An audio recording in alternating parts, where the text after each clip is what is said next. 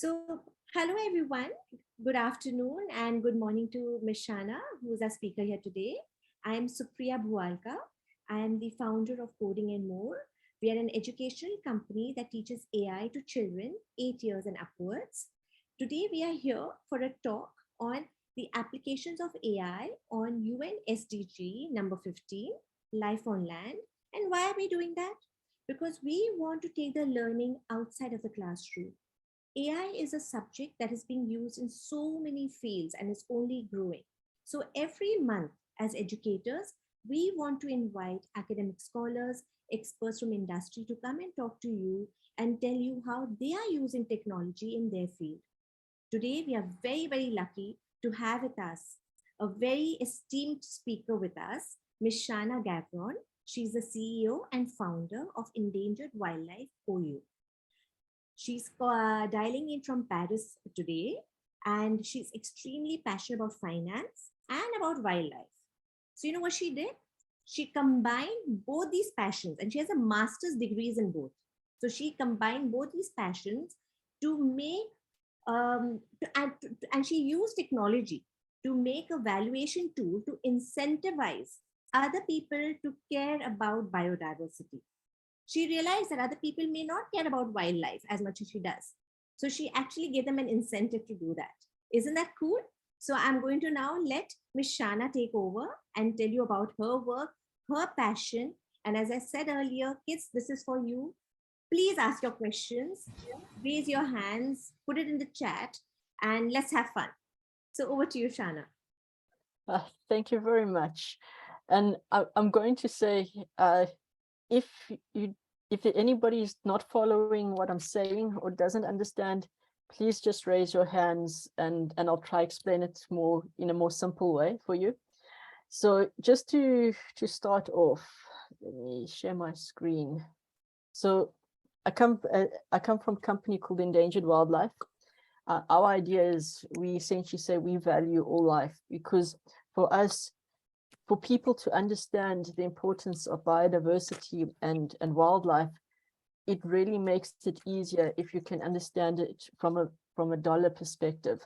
So if I say to you, for example, the spider in your room is has the same value as a chocolate, and that if you kill that spider, it's like taking a chocolate that you haven't eaten and you've thrown it out. Maybe you'll think twice about killing that spider, because I'm sure you all enjoy your chocolates and you don't exactly want to throw away uneaten chocolates. So that's what we try to do. So just very quick background on me. I've studied both finance and different types of conservation and wildlife management. I come from banking, which is very, very different to wildlife. But I've used that sort of experience to start to understand how people think. And many people think about money and want to be able to make money. So we've taken that sort of experience to be able to say, well, how do we get people to make money in a good way and actually incorporate the biodiversity, include the wildlife, and basically allow us to benefit from both a healthy biodiversity and making money. But before we start, I'm going to ask you to take a minute to go to this website and type in that number. And it's going to ask you a question: what is your favorite animal? And you'll have the option to fill in two animals. So if everybody could go there and say, just type in that number when it asks you for a number, and I'm going to go to the other screen. I'll leave this up for a moment and then I'll go across. I put it on the chat in case anybody wants to just click on it and go to directly. Okay, could you do that for me, please? Oh, it's in the chat. Oh, is it already? Okay, great.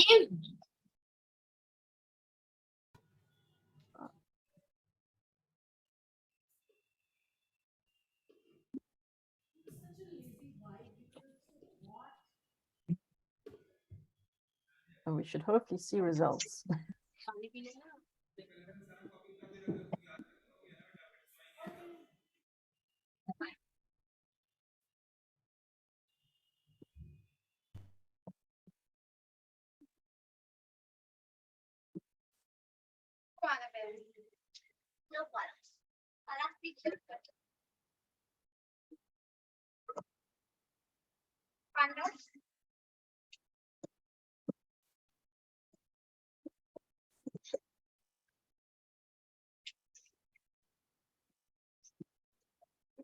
Some very interesting animals coming up.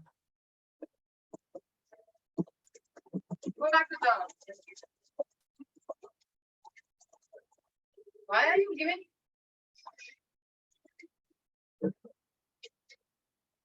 Leopard and hyena, both are there. That's great. Okay, so it seems so far the horse, the cheetah, the leopard, and the tiger are quite popular. I'm very happy to see somebody likes a hyena. That's my favorite animal. That's me, I think. So I'm very, very happy to see that.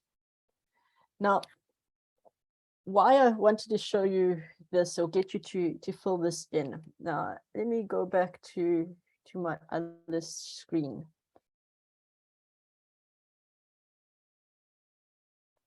Now, what if I could say, I can tell you how much your animals are worth. So, for example, one of the more popular ones is a tiger. Now, I can tell you that the value of a tiger is about $850,000. You had, for example, also the cheetah. I can tell you how much a cheetah is worth also. That is, I just need half a moment to find the value of a cheetah. It is worth almost $200,000. Now, if you can tell somebody this is how much the tiger's worth, it's worth $850,000. It is worth the same as a house, depending where you live. It is perhaps more than your income. It is worth more than, I don't know how many, what's that, 850,000 chocolates.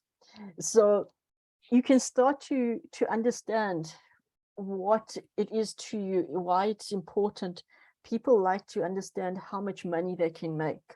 Now, if you say to somebody, I'm not going to kill or I'm going to protect a tiger, then by protecting a tiger, I am creating or helping to create that amount of money. So if somebody who decides to go and poach the tiger, they can earn maybe $100,000, which means you can start to realize that the tiger being alive is worth more than it being dead. So people who go out and poach or kill the tigers, you can tell them, guess what, that is really bad because you are costing us money. You're causing us to lose our income, or it's causing somebody to lose a job. So it's a way to incentivize people. Now, why this is important is to be able to get to a number like $845,000 or $850,000, or for example, with the panther there at about 770,000.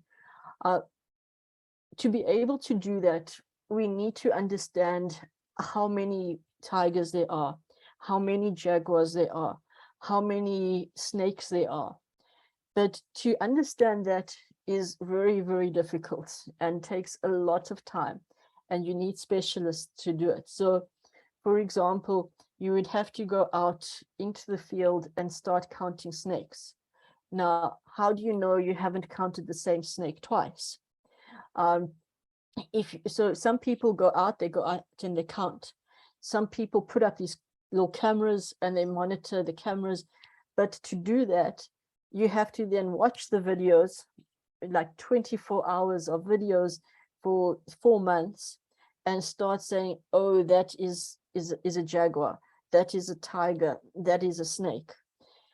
So you can imagine there's a lot of time that's taken to be able to do this work.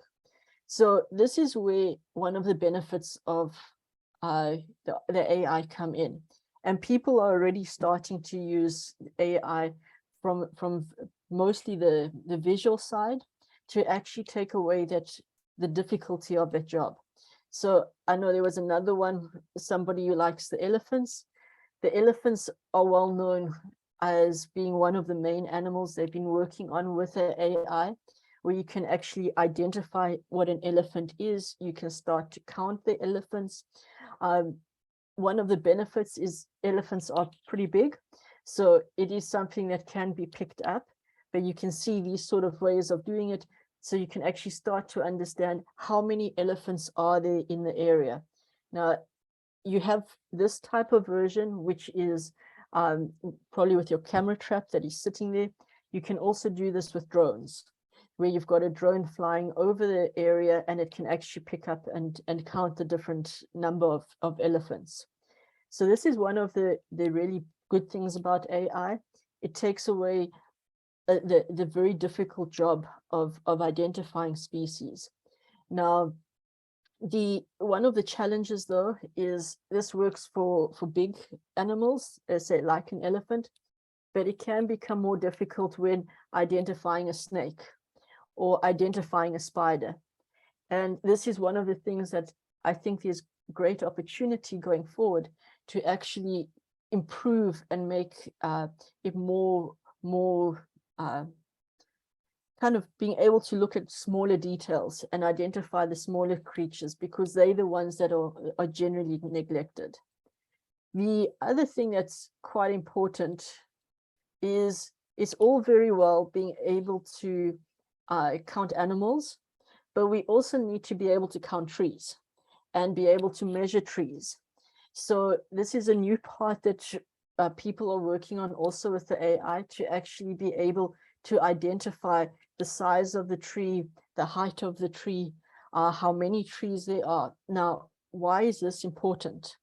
From one side, I'm not sure if you've heard about carbon, but carbon essentially is one of the big causes for climate change. And a lot of people are saying, if you can plant enough trees, the trees will absorb the carbon.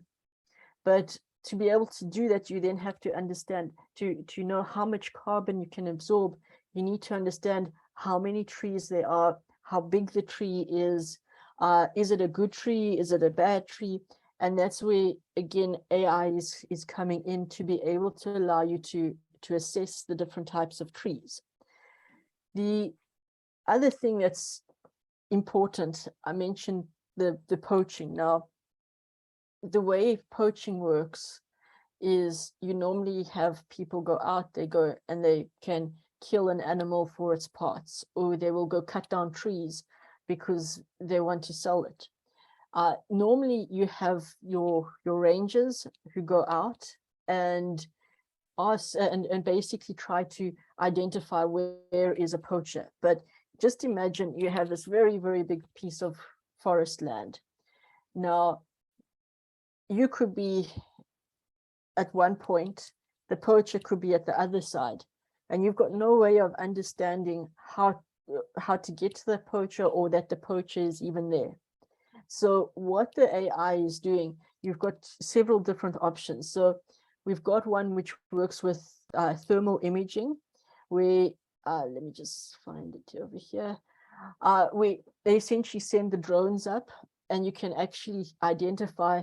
You'll see from this example, you can actually identify what are the animals and what are actual people, and you're able to then know there is a threat in this location and how many people there are, and you can send your rangers out faster because they know where the threat is, they know how to find the people.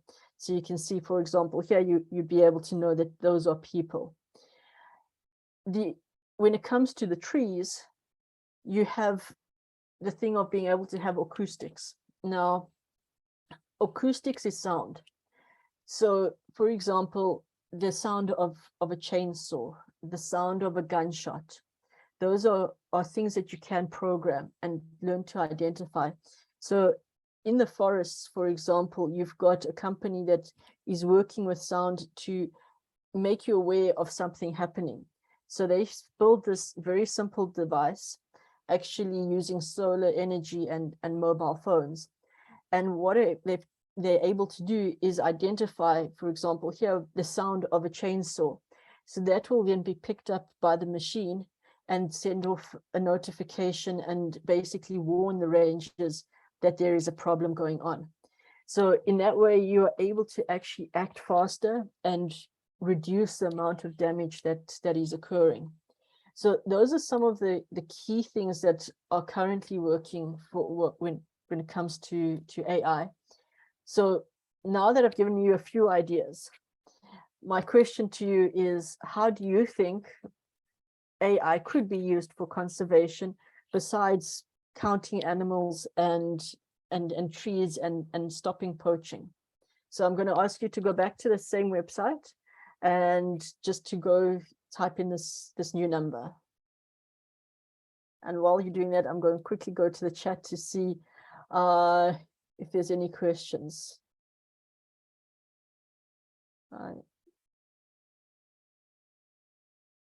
No questions.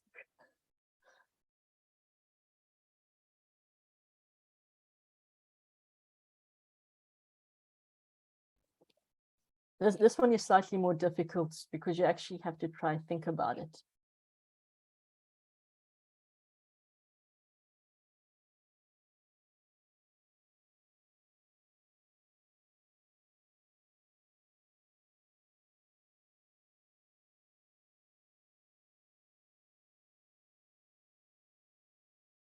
And I think I've gotten people thinking, I hope.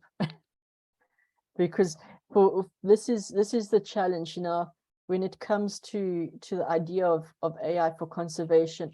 I think there are a lot of opportunities because many tasks, as I say, have been relying on people to do the work. That's a very good one. And the problem is having so many people do work. Conservation is a very slow process. So, for example, if you are going to try and save the tigers, it's not about saving the tigers today. It's not about saving the tigers in 1 year's time. You've got to save the tigers for the next 100 years. So you've got to be able to monitor those tigers all the time, every single year. So there's a lot of work that is required. And this is where AI could actually help. Now, the one thing that people, and while I'm waiting for more results to come back, one thing that people can do, which are like your 24/7, 365, that is essentially it. The Internet of Things. You can start to add AI to the Internet of Things for monitoring your animals. And I'm starting to really like these answers. So I'm going to sit quietly while you continue putting up answers.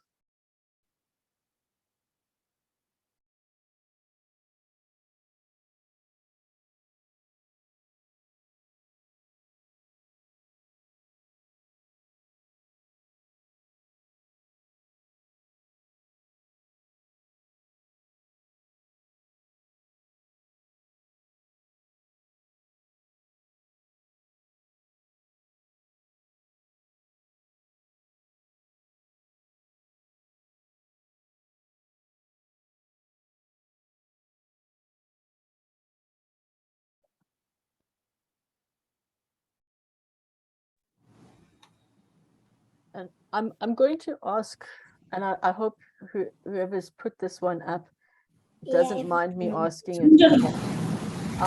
The person who's put up robot animals, can I ask that person to just explain how they would see it working with robot animals? If you're not too shy to talk.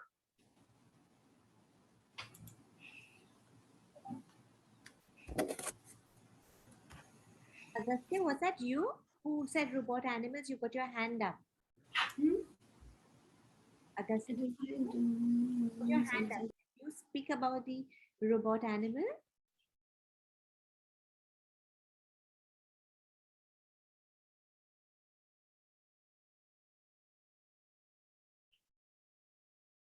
If you're feeling shy, you can also put it in the chat.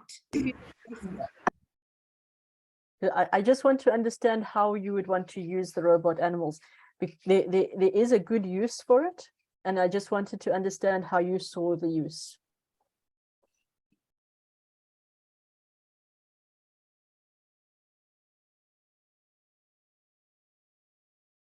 I didn't even know something like that existed.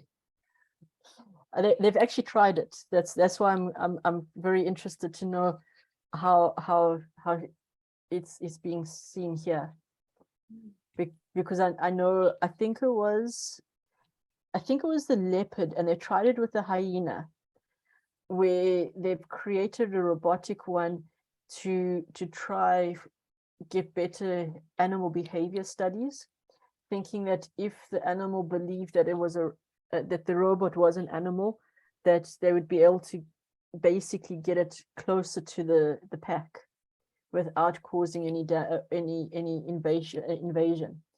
So that's why I'm very curious what if that's the idea that you had with the robot animals.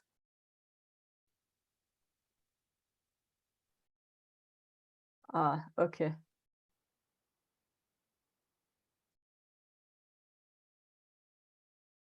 To use it for marine conservation, yeah.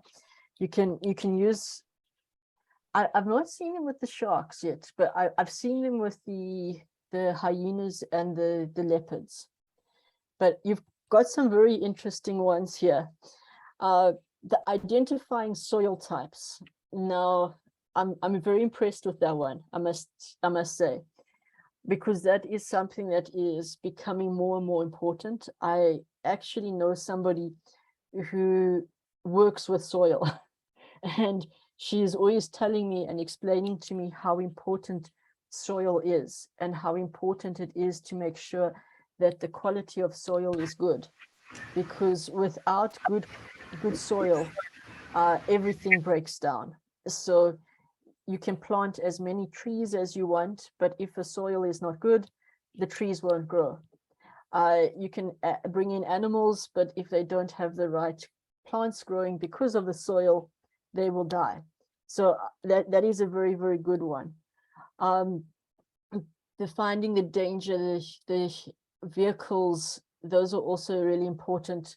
The 24/7, 365 camera audios, camera and audio, that is a crucial thing for something like both the anti-poaching and also for actually being able to monitor and count. The sensing endangered animals, that is also a very important one, but that one is tricky. The reason for it being tricky is you've got to make sure that you can protect that data. So say, for example, you have an endangered snake in your garden, and you want to help make sure that that snake lives. You don't want to go onto social media and tell everyone that you've got that snake in your garden, because what might happen is somebody who wants to sell that snake because they can sell it as a pet will then come and try to take that snake from your garden. So you want to be very careful to ensure that there is no sort of data leakage, especially when it comes to GPS coordinates. Things like monitoring the area, that is also really important. Being able to identify invasive species, I think that's a great answer. The idea is when you want to have a forest, for example, growing, you want to make sure that it's a healthy forest and that you're able to actually have the right species growing in the right location. Because, for example, certain animals can't eat every tree. So if you have a bad tree and it actually grows faster than the native trees, then you're actually going to be losing out on all the animals also. So that is a very good one. Reviewing statistics, I'll come back to that because that's kind of what we do. So I think you've got great ideas. Definitely, you've got the idea of why the AI is actually important and how it can be used for conservation. So I said I was going to come back to the idea of reviewing the data or reviewing statistics. Now, that's essentially what we do in terms of trying to understand biodiversity. Now, one of the very, very complicated things about biodiversity is there's like 8.7 million species. That's what we think. And a tiger in India is going to be different to a tiger in Bangladesh, is going to be different to the tiger in China, is going to be different to the tiger in Malaysia. They're all the same tiger, but based on where they live, they're going to interact with different people, they're going to interact with different plants, different animals. So we can't say that a tiger in India is going to be the same as a tiger in Bangladesh. So what is important is to be able to start to process and understand all this data. And we find there's a huge amount of data out there, but we try to use the AI to actually be able to interpret all of that data to be able to then come to the conclusion. So for example, with us, we have a team of 3 people. They carry out the statistics, and they say, okay, this animal lives for this long and eats these animals and has so many babies, and therefore in 30 years time, if we protect this animal, this is what it will look like. But try do that for 8.7 million species all over the world. It becomes very difficult. Now, if you had the AI that would be able to take that same process that we do and find the data and actually do that process itself, we would be able to do it for 8.7 million species and not just one species at a time. So this is where we incorporate the machine learning and the AI we're trying to develop it to take away that process so that we can actually look at more species and start to understand more species and essentially put a value on more species. And then what we try to do at the end is, my screen, is actually come up with these kind of statements that, for example, I know somebody put the killer whale orcas as one of their favorite. We can say to somebody, one of the orcas in British Columbia in Canada is worth nearly $4.5 million. So if you want to help that, or if you want to help a fishing company, you must make sure that that fishing company does not cause damage to that orca. Otherwise, you owe basically the world $4.5 million, because that is what you are taking away if you cause one orca to die. And something like the spider, I always love referring to spiders because I hate them personally. They freak me out, but to me it's important. They are very, very important. So that particular spider, it's a red rump tarantula. It comes from Belize in South America. Now, it's not worth a lot. $530 is not much compared to the killer whale, but it is at least worth something. And we can argue it is creating, it has a job, it's doing something for people. There's a story actually about that particular spider, that when people have cut the forest back and created football fields, the spiders have actually moved into the football fields because the sand is softer. It's easy for them to dig holes and live underground. Now, one of the other things that comes with clearing of forests is scorpions. Now, that particular tarantula is the main predator of the scorpions, and these scorpions are very, very dangerous to people. So actually, the tarantulas are protecting people from scorpions. So they actually are serving a major, or they're doing a big, big job for people by being allowed to live. And this is something we try to be able to explain. Some people don't realize this. So you say to them, oh, they are creating this amount of money for you, keep one, don't take it, don't make it a pet, just let it be there. and it is going to create money, and it's going to create value. And what we try to do is then say, for example, whether it's for a big company or whether it's your own individual, I can say to you, oh, you've got a tarantula in your garden, leave it. It's worth $530.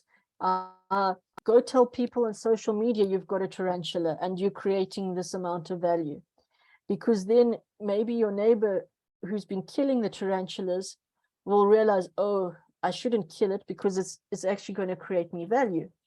And it'll make me look great on social media to say, I've got 2 tarantulas, or your cousin has 3 tarantulas. And then you actually, by allowing people to understand how much value they're creating, you're going to stop killing the animals and actually try to show off as much as possible on social media. So what I'd encourage is see if you can set up any local projects or your own small projects.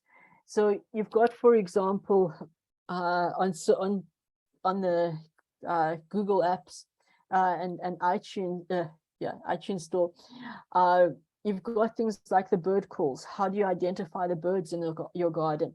I know one of the really good ones for birds is Cornell University. So you can actually start to identify what birds do you have.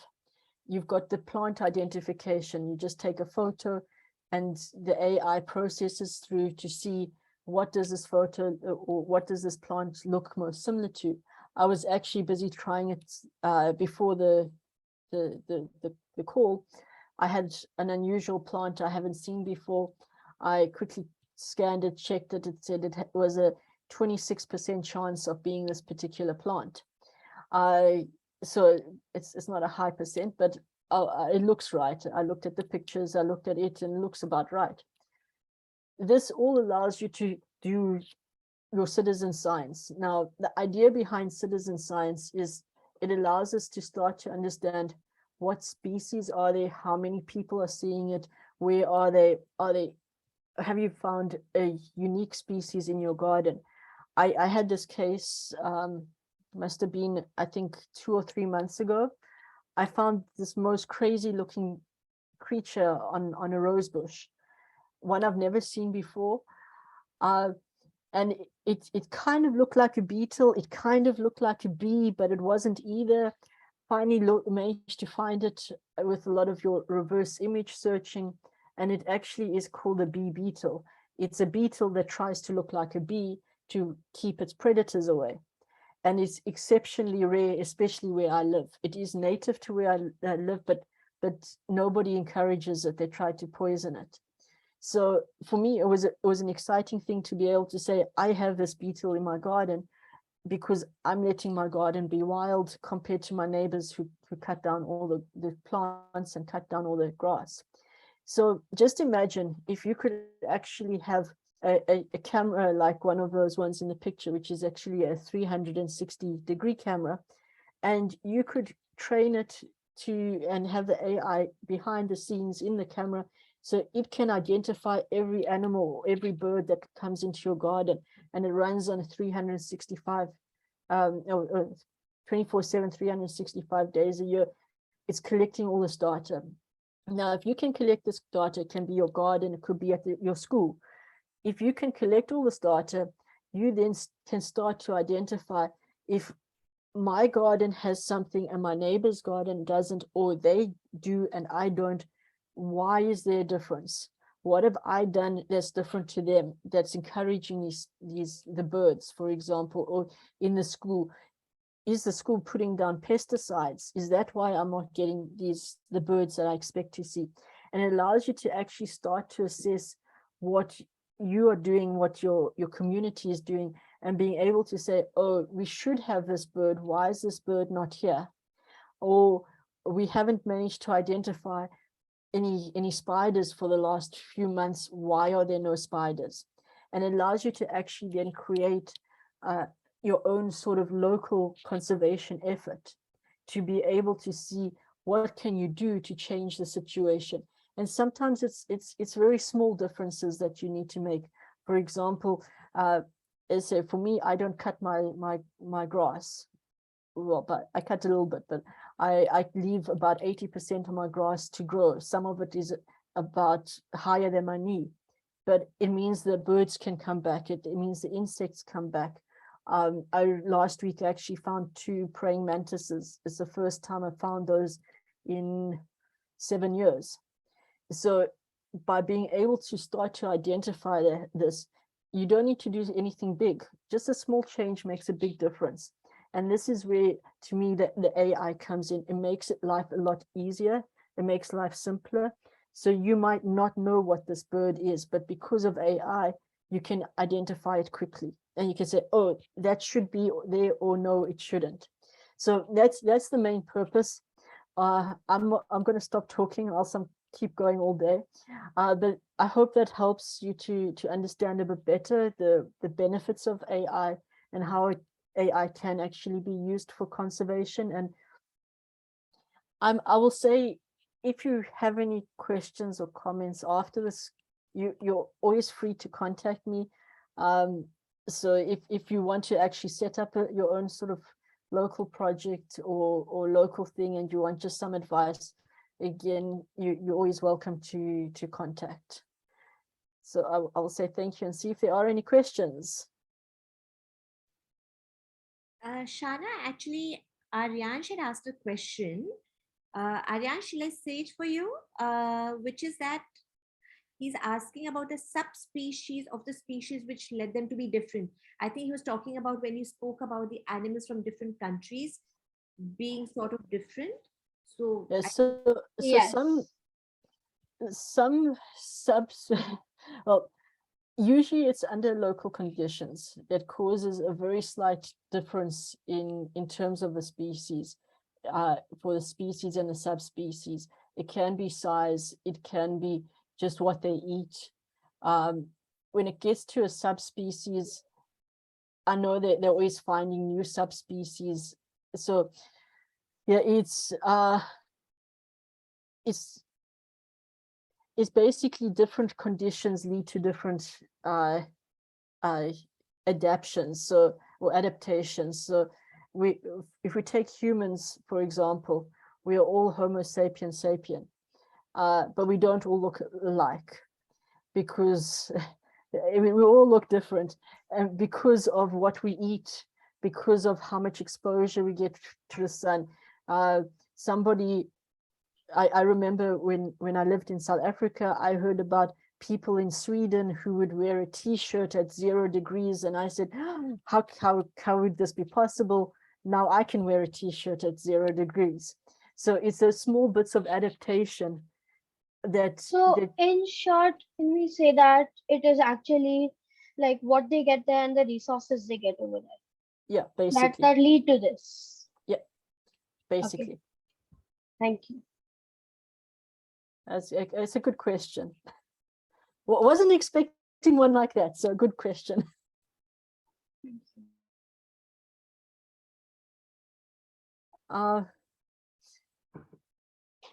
Mitran has asked a question: by whom is the value of the animal generated? Oh, I was hoping I didn't need to come to this one, because this one gets quite complicated to explain. Now, when we look at the value of an animal, what we try to do is look at what is the value to the economy, what is the value to society, and what is the value to an environment.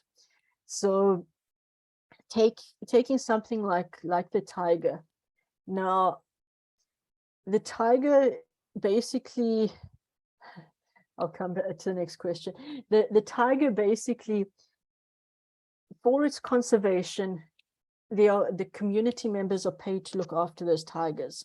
So in one way, the tigers are creating jobs, and they're creating money for the communities to look after them. You've got people who want to go see tigers, so they are busy paying money to go on a tour to see a tiger. They pay money to stay at a hotel when they want to see the tiger. They're paying for the flight. You have people who might just be very interested in tigers, who want to have, say, for example, you want a stuffed toy of a tiger. You would be willing to pay for that stuffed toy of the tiger. That is money that the tiger, by its existence and you knowing about it, creates value. It's not necessarily that the tiger is getting paid for all of this, but people are earning incomes and earning money, and companies earn money because the tiger exists. And then the other part is that if the tiger was not there, then that whole forest is going to be disturbed. So you might have too many wild pigs, which the tiger might be eating. You don't take away the tiger, you get too many wild pigs. The wild pigs then go and destroy the plants, and because they've now destroyed the plants, the wild pigs are going to start dying. So the tiger is really important and plays that function or that role and creates value by just being there, by existing, by doing the job that it was made to do. So that's why it's difficult to quite explain how the value is created or for whom this value is created or by whom, but it's basically it's created by the tiger by just living there and being alive in a forest and getting attention and doing its own job. It creates value for everything else. And is there a public tool to determine this value? That is what we're creating. We actually, you're very welcome. There actually is nobody who's done this before. My company is the first and only company at the moment that does it. So as I say, it's we do this currently. We've built some of the machine learning behind it. So we in the process of building this tool as a software. At the moment, we kind of do a mixture between the software and us doing it manually. That's why I know it takes a long time to value one species in one location.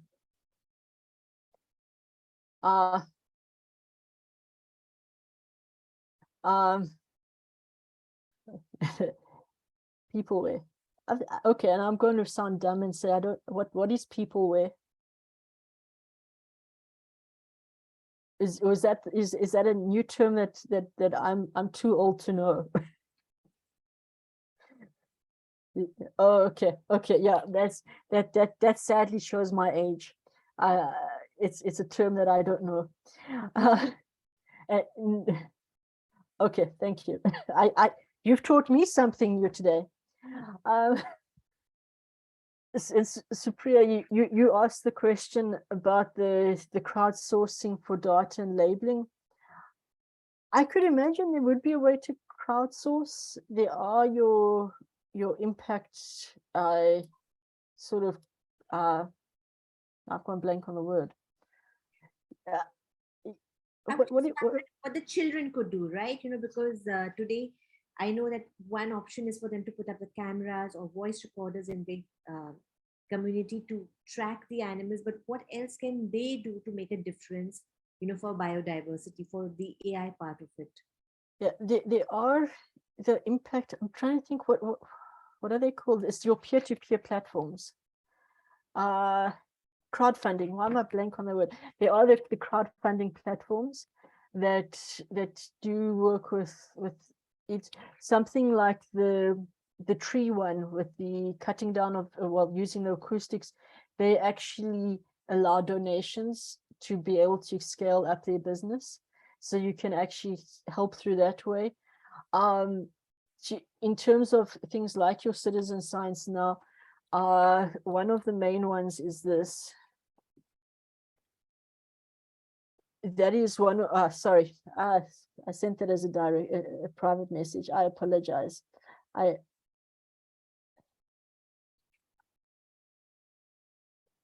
iNaturalist is one of the main citizen science sites that actually allows you to take a photo, upload it, so that people can start getting recordings. Actually, it's something that we work with because we find that it is of benefit. There is actually another company I think it's called baobab or bayo tree, which what they do is they actually they get the community involved. The community takes a photo. They then go through a data verification process. I even think they might be working through the blockchain to verify the data. And they get mobile credits for every verified photo that they put up. So there are various ways. There are a lot of different companies that allow the citizen science to go up. But for students, it's quite easy in that you just get one of those apps and you start taking the photos, you start uploading photos. That makes a big difference, especially if you're able to find a rarer species that isn't normally cannot normally be found.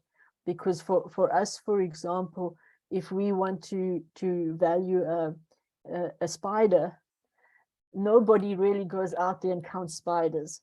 So if you have the spider and you've taken a photo of it and you've loaded it, it's like, okay, we know that that spider exists in this location.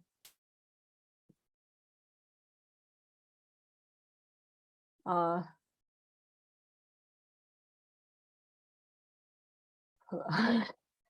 would that's the I would say I would start it at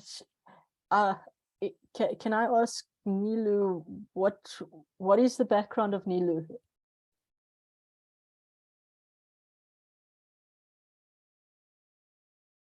Neelu, I'm a teacher. Okay, she's a professor. Okay. I would say if we could probably have a conversation after this, because what we've been looking at is essentially to see if we could get the school involved and actually run it from a school basis, and actually even run things like competitions between different schools to see who can come up with the best sort of apps to actually do the citizen science, to actually do the measurements and monitoring on every year. So each class can actually take ownership of a specific species or specific animal, and actually then track and monitor and try and protect that species at the school. But yeah, I'll take a note of your email, or do you have my email address?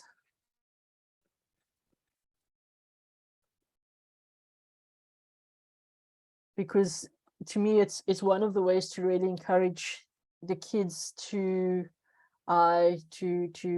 participate and to become more involved in the citizen science side of things.